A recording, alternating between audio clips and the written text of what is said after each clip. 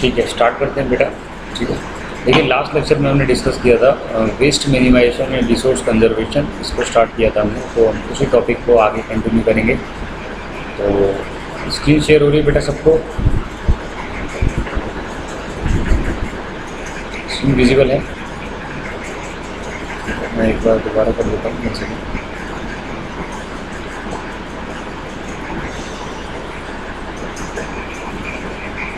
पहले डिस्ट्रीब्यूट करते हैं कैसे करेंगे? राउंड वाइज फोल्डर पहले देंगे। हां, फोल्डर भी है, फोल्डर देंगे राउंड वाइज और फिर हम डिस्ट्रीब्यूट करने हैं। हमने आप डिस्ट्रीब्यूट करेंगे फोल्डर का भी लेंगे, हमें काउंट इसलिए। ठीक है, स्क्रीन शेयर हो गया सबको बेटा? 500 फोल्डर लगा लिए। ठीक है, कल हमने स्टार्ट किया था waste minimization and resource conservation, कि हमने कैसे वेस्ट को मिनिमाइज़ करना है और उसको रिसोर्स को कैसे उनको कंजर्व करना है with the help of various techniques.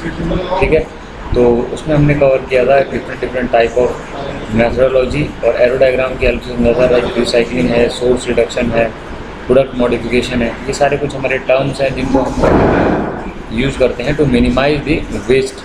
ठीक है, अब आती है मेथोडोलॉजी। कौन सी मेथोडोलॉजी हम लगाते हैं? जैसे फिर हमने ये डिस्कस किया कि सबसे पहले क्या करेंगे हम कि पहले टीम फॉर्मुलेट करेंगे कि भाई कौन जो नंबर ऑफ मेंबर्स हैं जो इसको काम करेंगे। देन उसके बाद करेंगे कि selection of the minimization focus, कि किस पर्टिकुलर चीज़ पर हमें फोकस करना है। लाइक मटेरियल, आपका एनर्जी बैलेंस बनाना, प्रिपेयर फ्लो चार्ट बनाना, असाइनिंग करना, कॉस्ट असाइन करना, ड्यूटी असाइन करना। ठीक है, देन इसके बाद स्टेप 3 में हमने डिस्कस किया था generating the waste minimization opportunities. मतलब एक ऐसी जगह जहाँ पर वो चीज़ की गुंजाइश है, जहाँ वो चीज़ पॉसिबल है, हम वहीं पे इसको इम्प्लीमेंट करेंगे। ऐसा नहीं है कि हम जहाँ पे हमें इसकी नीड नहीं है वहाँ पर भी इसको इम्प्लीमेंट कर रहे हैं। ठीक है, उसके बाद हमने देखा listing of the waste minimization opportunities. जब हमें पता लग जाएगा कि हम कहाँ पे हम ये अपॉर्चुनिटी यहाँ पे हमने कहाँ पे इसको इम्प्लीमेंट करने वाले हैं, देन इसके बाद हम क्या करेंगे, हम प्रोसेस फॉर्मुलेट करेंगे, टेक्निकल फिजिबिलिटी चेक करेंगे कि यहाँ पे टेक्निकल फिजिबिलिटी है नहीं है, कौन कौन से मेथड हम जो अप्लाई कर सकते हैं, इकोनॉमिक वायबिलिटी की उसकी कॉस्ट रिलेटेड जितने भी आपके एनालिटिक्स है वो सारी चीज़ें हम करेंगे। एनवायरमेंटल एस्पेक्ट, उसका कितना अफेक्ट पड़ रहा है हमारे नेचर के ऊपर, चाहे वो आपका सॉइल पॉल्यूशन है, एयर पॉल्यूशन है, ठीक है, वाटर पॉल्यूशन है, इन सब पे क्या क्या अफेक्ट पड़ रहा है वो सब चीज़ों को डिटेल में डिस्कस करेंगे। Listing of the waste minimization solution. ठीक है, अब वेस्ट जो हमारा है उसको मिनिमाइज़ करने के जो सॉल्यूशन जो हमने फॉर्मुलेट करे थे पहले, उनमें से कौन सा हमारा जो मेथड है वो यहाँ पे एप्लीकेबल है, हम वो देखेंगे यहाँ पे। ठीक है, ठीक है बेटा, क्लियर है? नेक्स्ट इसके बाद मेंटेनिंग वेस्ट मिनिमाइजेशन। इसके बाद हम देखते हैं, देखो नेक्स्ट क्या है। अब टीम, अब जैसे यहाँ पे मैंने जो मेथोडोलॉजी डिस्कस करी है ना, तो उसके अंदर जो मैंने डिटेल बताई है वो सारे यहाँ पे क्या है प्रॉपर कोलैबोरेट करा हुआ है। जैसे टीम में क्या क्या चीज़ें इन्वॉल्व होंगी। यहाँ पे देखो waste minimisation team concept encompass all the department and selection in the industry activity involve in the waste management audit require assistance and cooperation not only from the person belonging to concern department but also from the other related department. कहने का मतलब क्या है कि जब हम कोई भी टीम फॉर्म करते हैं तो एक तो ये हमारा जो राइट होता है कि भाई हम एक एक डिपार्टमेंट से एक एक पर्सन को चूज़ करें, प्लस उन डिपार्टमेंट जिनका हम जो वेस्ट मैनेज करने वाले हैं उससे रिलेटेड हैं, उसके अलावा भी हम बाहर से हम ऑडिटर को बुलाएं। आपने देखा है कि कंपनी के अंदर क्वालिटी ऑडिट होती है तो बाहर से ऑडिट करने वाले आते हैं, कभी देखा ये चीज़? ठीक है, तो अगर आपने इंडस्ट्री में कभी विजिट किया होगा तो आपने देखा होगा कि जो हमारी क्वालिटी ऑडिट होती है वो बहुत एक इम्पोर्टेंट फैक्टर है किसी भी चीज़ को स्मूथली रन करने के लिए। ठीक है, तो हमारे क्या है, वैसे ही हमारी वेस्ट मैनेजमेंट की भी एक ऑडिट होती है कि भाई किस तरीके से आप वेस्ट मैनेजमेंट टेक्निक लगा रहे हो, क्या क्या आप चीज़ें इम्प्लीमेंट कर रहे हो, क्योंकि वो डायरेक्टली अफेक्ट करेंगे हमारे कॉस्ट को। क्योंकि मैंने कल बताया था वेस्ट मैनेजमेंट से भी एसोसिएट होती है हमारी कॉस्ट, चाहे वो कॉस्ट ऑफ डिस्पोजल है, कॉस्ट ऑफ ट्रांसपोर्टेशन है, कॉस्ट ऑफ स्टोरिंग है, कॉस्ट ऑफ लगेजिंग है, ये सारी चीज़ें हमारी जुड़ी हुई होंगी। ठीक है, तो इसके टीम बनाना ही एक सबसे बड़ा हमारा एक चैलेंज होता है कि हम किन लोगों को हायर करेंगे, कौन क्वालिटी ऑडिट आपका जो वेस्ट मैनेजमेंट ऑडिट करेगा, और के कौन कौन से लोग हैं जो हमें पर्टिकुलर डिपार्टमेंट वाइज क्या करने हैं, चूज़ करने हैं। ठीक है,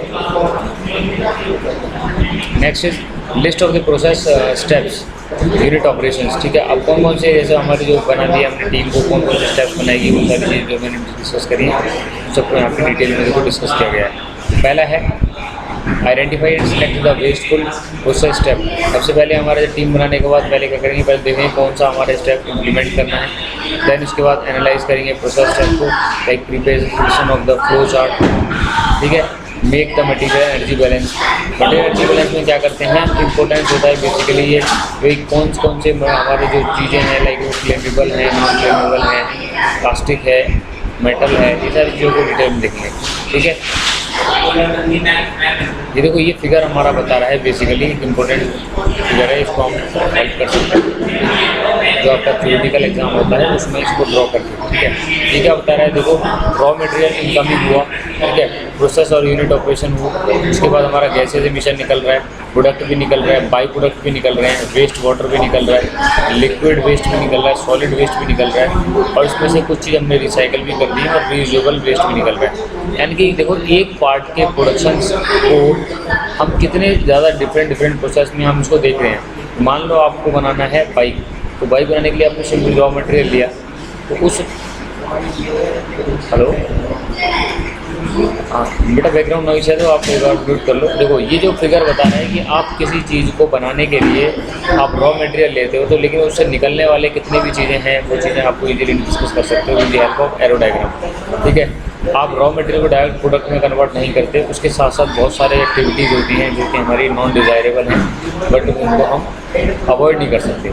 जैसे आपने रॉ मटेरियल लिया और यहाँ पे देखो फाइनल प्रोडक्ट निकल गया, बट इसके साथ साथ वेस्ट भी प्रोड्यूस होगा। उसको बनाने के लिए जो हमने एनर्जी यूज़ करी है उसमें कुछ इमिशंस हो सकते हैं, चाहे वो गैसेज इमिशन लाइक हमारे सल्फर डाइऑक्साइड है, नाइट्रस ऑक्साइड है, ये सारी चीज़ें हैं, ठीक है, ठीक है। तो और क्या है, लिक्विड वेस्ट भी हो सकता है, सॉलिड वेस्ट भी हो सकता है। रीयूजेबल वेस्ट में क्या चीज़, वो चीज़ें जो हमारी क्या हो सकती हैं, बार बार रीयूज हो जाती हैं। और उसके बाद क्या है, कैटलिस्ट हमने यहाँ यूज़ करा गया है to improve the rate of the reaction. यानी कि कहने का मतलब क्या है कि हम वो चीज़ों की एनालाइज करेंगे टीम कि जो ऑन प्रोसेस इन्वेंट्री चल रही है, ऑन प्रोसेस जो प्रोडक्शन चल रहा है उसमें भी क्या गुंजाइश है वेस्ट मैनेजमेंट का। क्योंकि सबसे ज़्यादा अच्छे डिपार्टमेंट वही रहेगा, सबसे ज़्यादा अच्छी ऑडिट वो रहेगी जो कॉन्टीन्यूस वेस्ट मैनेजमेंट को हमारा क्या है प्रोसेस करता रहेगा। ऐसा नहीं है कि पहले उसको अकोमोडेट करेंगे, पहले उसको स्टोर करेंगे और फिर बाद में करेंगे, ठीक है। इंडस्ट्री कोशिश करती है कॉन्टीन्यूस वेस्ट मैनेजमेंट प्रोसेस चलता रहे। जैसे आज अगर वेस्ट प्रोड्यूस हो रहा है तो आज के आज ही हमारा वो क्या होना चाहिए, उसका मैनेजमेंट होना चाहिए। ऐसा नहीं है कि उसको महीने भर तक वेयर हाउस में रखा हुआ है फिर उसके बाद उसको डिजॉल्व करेंगे, ठीक है, तो वो एक अच्छा प्रोसेस नहीं माना जाता। क्लियर है सबको, ये typical components of the process and unit operation, ठीक है। चलो डाउट है किसी को? नेक्स्ट देखते हैं। देखो assign the cost to the waste of the system. Cost जैसे मैंने पहले बताया, ठीक है, असाइनिंग कौन कौन सी कॉस्ट एसोसिएटेड है, like the cost of raw material, जो मटेरियल रॉ वेस्ट हुआ है वो भी हमारी इसी में आएगी। Manufacturing cost of the material in waste. अब जो कोई वेस्ट है वो हमारा बनने के लिए उसमें जितना भी हमारा मशीनिंग लगी थी उससे वेस्ट प्रोडक्ट प्रोड्यूस होने से पहले वो भी कहीं ना कहीं उसमें वेस्ट कॉस्ट ऐड होगी। Cost of the product in waste, cost of the treatment of the waste, ठीक है, cost of waste disposal and cost of waste transportation. जितने भी कॉस्ट जो मैंने पहले डिस्कस करी हैं वो सारी कॉस्ट हमारी एसोसिएट होंगी हमारे किससे, वेस्ट से, ठीक है। अब देखो एनर्जी बैलेंस कैसे हो रहा है, यहाँ पे हम कूलिंग वाटर दे रहे हैं, स्टीम दे रहे हैं, रॉ मटेरियल दे रहे हैं, इलेक्ट्रिसिटी दे रहे हैं, तो इससे क्या निकला हमारा, रेडिएशन लॉस हुई। कुछ हीट जो हमने यूज़ हुई है कुछ हमारी ऑपरेशन में यूज़ हो रही है, कुछ हमारी लॉस हो जाएगी, ठीक है। एनर्जी वेपर्स हैं, कुछ हमारी वेपर की फॉर्म में होगी। Energy in hot product, energy in residue, energy in cooling और जो कि कंडेंसेट। ये हमारा फिगर से हमारे पावर प्लांट को हम कंडेंसेट जितना इनपुट आउटपुट होगा। अब चाहे वो हमारा प्रोडक्ट के साथ कुछ एनर्जी चली गई है, कुछ एटमॉस्फेयर में चली गई है, यानी कि एनर्जी बैलेंस हमारा बैलेंस रहता है नेचर के अंदर। हम रॉ मटेरियल देते हैं, हम इलेक्ट्रिसिटी देते हैं, हम फ्यूल सप्लाई देते हैं, तो उस हिसाब से प्रोडक्ट निकलता है। रेडिएशन लॉस होती है, एनर्जी रिलीज होती है, यानी कि आपको ये पता चलेगा कि एनर्जी हमेशा बैलेंस रहेगी और यही हमारा क्या है, नेचर का लॉ है, ठीक है, ठीक है, क्लियर है। और आगे चलें।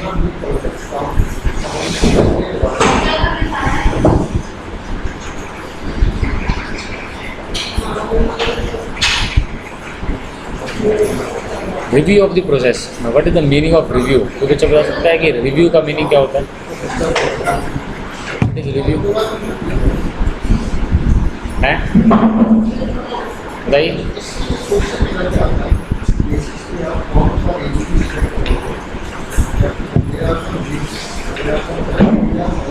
बट ये रिव्यू हमारा वन टाइम रिव्यू नहीं है। रिव्यू का मीनिंग है बेसिकली मॉनिटरिंग, कॉन्टीन्यूस मॉनिटरिंग या फिर कॉन्टीन्यूस सुपरविज़न। ठीक है, ये हमारा रिव्यू कहना चाह रहा है कि कोई जब हम प्रोसेस इंप्लीमेंट करते हैं तो after the completion of waste management process हम उसको कॉन्टीन्यूसली रिव्यू भी करते रहें। ठीक है, क्योंकि रिव्यू बहुत ज़्यादा इंपॉर्टेंट है, क्योंकि अगर हम उसको रिव्यू नहीं करेंगे तो ज़रूरी नहीं है कि वो सेकंड साइकिल जब रिपीट होगा उस टाइम पे वो चीज़ वैसी की वैसी चल रही है नहीं चल रही है।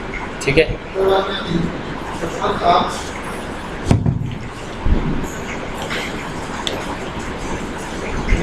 बिल्कुल बिल्कुल। देखो, मंथली ऑडिट डिपेंड करता है प्रोडक्ट कैसा है। जैसे आपका एग्जांपल देता हूँ मैं, फूड प्रोडक्ट्स, जैसे आप लाइक बटर बन रहा है, अमूल बटर, वहाँ पे फ्रीक्वेंट आपके रिव्यू चाहिए। क्योंकि अगर आप फ्रीक्वेंट रिव्यू नहीं होगा डेली बेसिस पे या फिर हमारे शिफ्ट बेसिस पे, तो अगर मान लो थोड़ी सी भी अगर केयरलेस रहे हम, तो ये फूड प्रोडक्ट प्रोड्यूस हो रहा है उसकी क्वालिटी डिग्रेड होगी।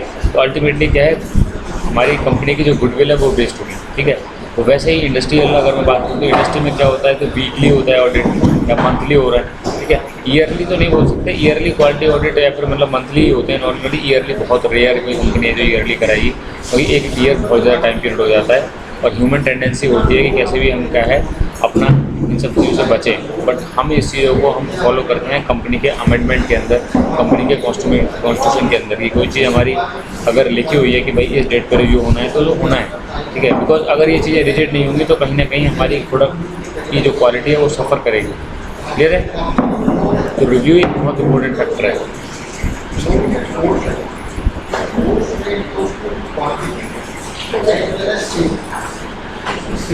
ठीक है, तो नेक्स्ट है typical causes of the waste.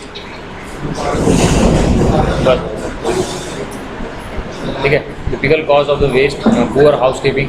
अब देखो इसके कॉजेज़ क्या क्या हैं जो हमारे typical cause, like poor housekeeping मतलब क्या है कि जो हमारी साफ़ सफाई हुई है, जो डस्टिंग हुई है वो प्रॉपर नहीं हुई है, लीकिंग टैप लीक हो रहे हैं, स्पिलेज हो रहा है, पानी छलक रहा है, ऑयल छलक रहा है, ये ओवरफ्लो हो रहा है टैंक का, चाहे वो वाटर टैंक है चाहे वो ऑयल टैंक है, worn out material transfer beds, यानी कि जो मटीरियल क्या है बहुत डैमेज हो चुका है, जो बेड्स वो डैमेज हो चुके हैं वो फिर भी हम यूज़ में ले रहे हैं। ठीक है, ऑपरेशनल मेंटेनेंस नेग्लिजेंस, हम क्या कर रहे हैं कि हम जो मेंटेनेंस रिक्वायर्ड है मशीनरी की उसको नेगलेक्ट कर रहे हैं। ठीक है, ठीक है, तो अगर वो हम नेगलेक्ट कर देंगे तो आप क्या, तो सडनली कोई भी वो हो सकता है, एक्सीडेंट हो सकता है, या फिर हमारा क्या होगा, कोई डायरेक्ट फेलियर होगा। इन चीज़ों से बचने के लिए हम क्या करते हैं, प्रॉपर एक पीरियोडिक वेस्ट मैनेजमेंट प्रोसेस होगा, पीरियोडिक ऑडिटिंग होगा, पीरियोडिक हमारा क्या होगा, सुपरविज़न होगा, चाहे वो हमारा डेली बेसिस पे हो, चाहे वो शिफ्ट बेसिस पे हो, चाहे वो वीकली बेसिस पे हो। ठीक है, ये बहुत ज़्यादा इंपॉर्टेंट रोल है और इसके लिए ट्रेनिंग भी दी जाती है आपको। जब आप किसी इंडस्ट्री में ज्वाइन करोगे तो आपको ये भी ट्रेन किया जाएगा कि भाई ये हमारा काम के साथ साथ हमारी ये भी एक वो ड्यूटी है कि भाई हम अपने वर्क प्लेस को किस तरीके से मैनेज कर रहे हैं। ठीक है, 5S लगा रहे हैं, sort set, shine, sustain, standardize, जो 5S टेक्नोलॉजी है, 5S मेथोडोलॉजी है, वो भी आपकी इम्प्लीमेंट होनी चाहिए। ठीक है, तो कहीं ना कहीं ये सारी चीज़ें हमारे क्या है, कंपनी के प्रोडक्ट को अफेक्ट करती हैं, उसकी क्वालिटी को अफेक्ट करती हैं। ठीक है, ले रहे next is poor raw material quality. ये भी एक हमारा रॉ वेस्ट प्रोडक्शन का ही एक रीज़न है, क्योंकि रॉ मटेरियल की क्वालिटी ख़राब होगी तो अल्टीमेटली क्या है, वो बहुत ज़्यादा हमारा मटेरियल वेस्ट होगा, क्योंकि हमें क्वालिटी अच्छी चाहिए प्रोडक्ट की और मटेरियल हम ख़राब ले रहे हैं। तो बहुत अच्छी मटेरियल कैसे प्रोड्यूस कर सकते हैं ख़राब क्वालिटी ऑफ रॉ मटेरियल से। ठीक, तो कहीं ना कहीं स्क्रैप का वैल्यू बढ़ता जाएगा। लैक ऑफ क्वालिटी स्पेसिफिकेशन, अच्छी स्पेसिफिकेशन नहीं है, स्टोरेज प्रॉपर नहीं है, वेयर हाउस नहीं है हमारे पास। ठीक है, कैपेसिटी ऑफ इक्विपमेंट नहीं है जो हमें रिक्वायर्ड है, रॉन्ग मटेरियल सिलेक्शन है, एक रॉन्ग मैन पावर भी एक बहुत बड़ा रोल है कि आपने इंजीनियरिंग गलत हायर कर लिए हैं।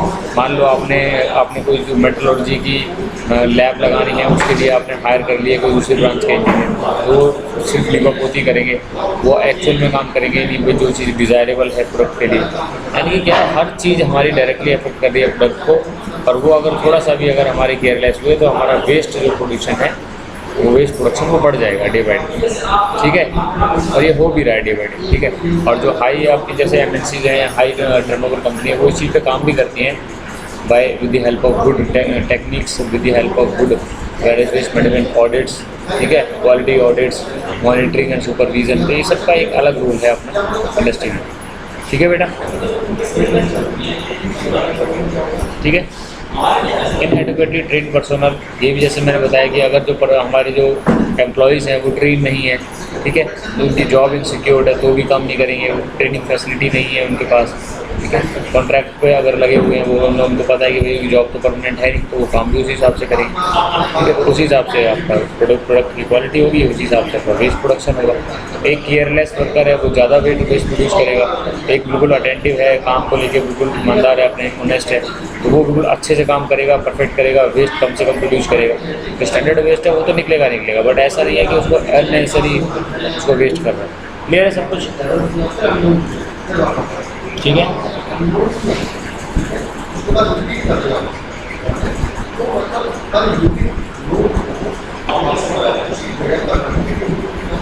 ठीक है, तो जो मैंने एरो डायग्राम बताया था ये उसी एरो डायग्राम का डिटेल्ड है। अब चाहे वो आप अपने लैंग्वेज में लिखो चाहे नोट से लिखो। जैसे थर्ड स्टेप था उसमें generating waste minimum opportunities, waste minimisation opportunity, जैसे other personal, trade association, consultancy organisation, equipment supplier, consultant. तो इसमें क्या है, हम वो अपॉर्चुनिटी ढूंढते हैं जहाँ से आपको क्या है इजीली इसको रिड्यूस कर पाएँ। एक टर्म है ब्रेन स्टॉर्मिंग, इसको थोड़ा सा अच्छे से याद रखना है। ब्रेन स्टॉर्मिंग वर्ड है जो इंडस्ट्री फॉलो करती है। ब्रेन स्टॉर्मिंग का मतलब क्या होता है, कोई भी प्रॉब्लम को सोल्व करने के लिए सबको मिलजुल के एक डिसीजन लेना, ठीक है। तो कंपनीज को बोलते हैं ब्रेन स्टॉर्मिंग या ग्रुप डिस्कशन सेशन, ठीक है। थोड़ा ब्रेन स्टॉर्मिंग में अभी में फ़र्क है बताऊंगा।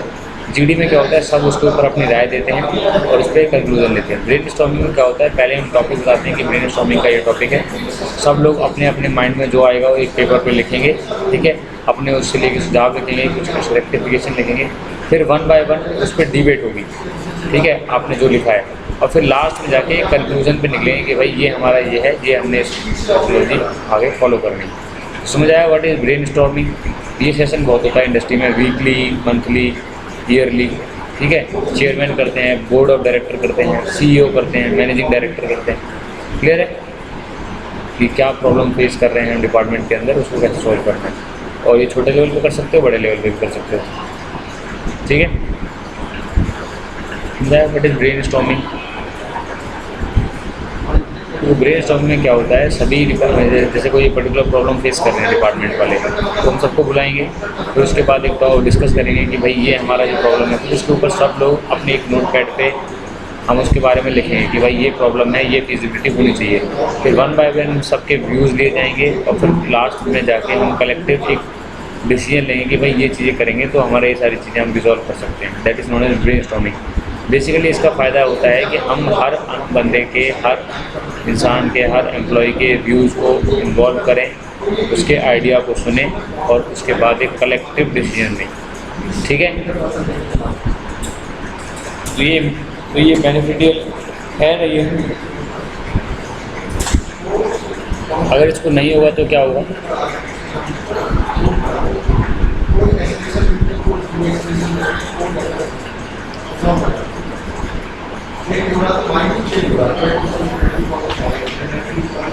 बेसिकली देखो, अगर ऐसा नहीं होगा तो एक मोनोपोली हो जाएगी, मतलब एक ही इंसान की चलेगी, ठीक है। और अगर ये चीज़ होगा तो फिर ऑर्गेनाइजेशन नहीं रन हो सकती, बिकॉज ज़रूरी नहीं है कि एक इंसान हमेशा ठीक है ना।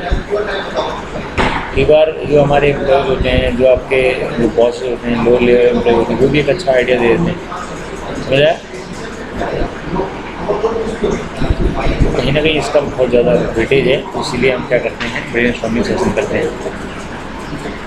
फिर इसके बाद selecting the waste minimization solution, जैसे अवेलेबिलिटी ऑफ इक्विपमेंट है, ये सारी चीज़ें मैंने बताई हैं, वो सब डिस्कस करी हैं इसमें। सेफ्टी एस्पेक्ट कौन से रखने हैं, effect of production, space availability, shutdown requirement of implementation, access of economic viability, ठीक है। फिर इसमें आ जाएगा एनवायरमेंटल एस्पेक्ट, क्या वो एनवायरमेंट को अफेक्ट कर रहा है, सिलेक्ट सोल्यूशन फॉर इम्प्लीमेंटेशन। फिर उसके बाद नेक्स्ट स्टेप था implementing the waste minimization solution, जो हमने फाइनलाइज करे हैं वेस्ट मिनिमाइजेशन टेक्निक्स, फिर उनको इम्प्लीमेंट करना कि कैसे वो चीज़ इम्प्लीमेंट होंगी, कैसे उनके आउटकम होंगे, कैसे उनको मॉनिटर करना है, एवेलुएट करना है रिजल्ट, ठीक है। एंड लास्ट में होता था sustain the waste minimization. Sustain का मीनिंग क्या है कि बेटा हमने जो पिछले 5 स्टेप करे हैं, तो उन सभी स्टेप को सस्टेन करना, उन सभी स्टेप को क्या करना, रेगुलर कंटिन्यू उनको साइकिल में रिपीट करना, उसको हम बोलते हैं सस्टेनेबिलिटी। तो किसी प्रोसेस को करने के साथ साथ हमारा एक राइट होता है सस्टेनेबिलिटी। जैसे आपको मैं बोलता हूँ कि आपको कोई चीज़ स्टडी करनी है, मान लो आपने 4 घंटे आज पढ़ाई करी, फिर कल 2 घंटे नहीं करी, 1 भी घंटे नहीं करी, तो आपको ये नहीं है कि एक दिन 4 घंटे पढ़ लिया काफ़ी है। आपको क्या है, बेशक 2 घंटे पढ़ो या 1 घंटे पढ़ो, बट डेली पढ़ो। सस्टेनेबिलिटी किसी काम में बहुत ज़रूरी है। उसी तरीके से वेस्ट मैनेजमेंट जब हम कोई भी अगर टेक्निक बनाते हैं, कोई मेथोडोलॉजी बनाते हैं, तो हमारा एक ये होता है सोशल रिस्पॉन्सिबिलिटी और टेक्निकल रिस्पॉन्सिबिलिटी और आपके एज ए एम्प्लॉय रिस्पॉन्सिबिलिटी कि भाई वो चीज़ सस्टेन में रहे, यानी कि सस्टेनेबिलिटी रहे उसकी। ऐसा नहीं है कि आज हो रहा है कल उसके बाद दोबारा हम उसको रिपीट नहीं कर रहे हैं, ठीक है। फिर हमारी एक केस स्टडी है, देखो, maximizing collect recovery best cost.